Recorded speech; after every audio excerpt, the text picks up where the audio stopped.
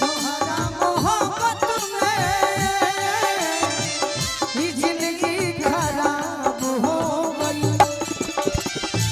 दिल जब से तोड़लू हमारा के छोड़लू, दिल जब से तोड़लू हमारा के छोड़लू, समहतिया शराब हो गई।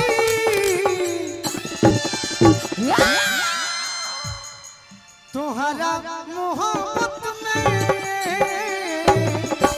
जिंदगी खराब हो गई। तुम्हारा मोहब्बत में जिंदगी खराब हो गई। तुम्हारा मोहब्बत में जिंदगी खराब हो गई। तुम्हारा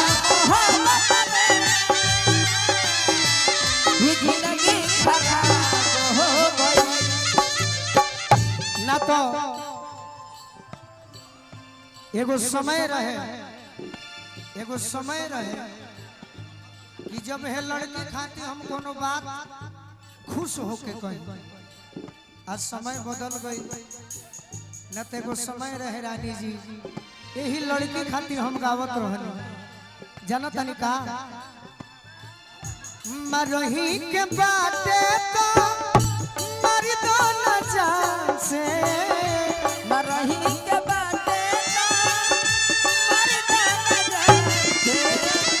काहे के मुआवलू नजरिया के बान से, काहे के मुआवलू नजरिया के बान। तोहरा मोहब्बत में ये जिंदगी खराब हो गई। तोहरा मोहब्बत में ये जिंदगी खराब हो गई। याद में जब जब खोइले, याद में जब जब खोइले, अरे तन्हा तड़प के रोइले, तन्हा तड़प के रोइले। पढ़ला बेकरारी तो दारू पी के सोइले, पढ़ला बेकरारी तो दारू पी के सोइले। अब तो बंदी अखिया में लहू के सुरतिया मिलनवा ख्वाब हो गई। तुम्हारा मोहब्बत में जिंदगी खराब हो गई। तुम्हारा मोहब्बत में जिंदगी खराब हो गई। और सुना, तार चाहे वाला लोग हमार शिकायत करी, बाकी और से गम नहीं। तू आ जाइबू तो चानी हो जाई, तू आ जाइबू तो चानी हो जाई, दूर शराब परेशानी हो जाई।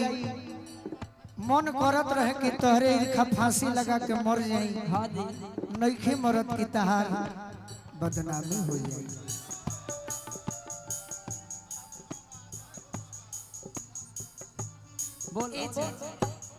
इस दिल के जज्बात भी बड़ी अजीब होते हैं। अच्छा, इस दिल के जज्बात भी बड़ी अजीब होते हैं कि इसे खुशी बड़ी नसीब से मिलती है। किसी और के पास आने से खुशी हो चाहे ना हो, किसी और के पास आने से खुशी हो चाहे ना हो, पर आपके दूर जाने से तकलीफ बड़ी होती है।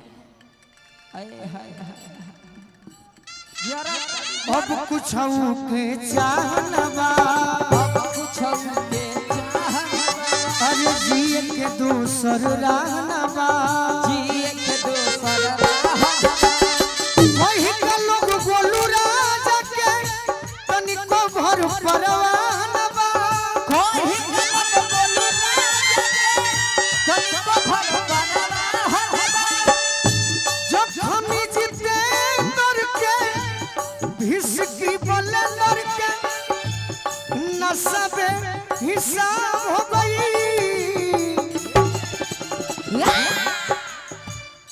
कि तुम्हारा मोहब्बत में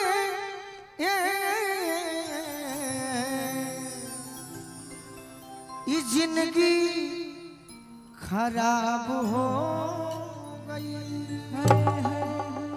अगर अच्छा लागल तो ताली बजा के आशीर्वाद दी। अब एगो गाना हम सुनाओ तनी रानी जी रौरा के। लड़का लड़की के झगड़ा भइल बा। लड़की कहतिया कि तहार बियाह ठीक होता, अतना दिन हमारा खातिर कहला कि जिंदगी खराब हो गई, बेकार हो गई, हई हो गई।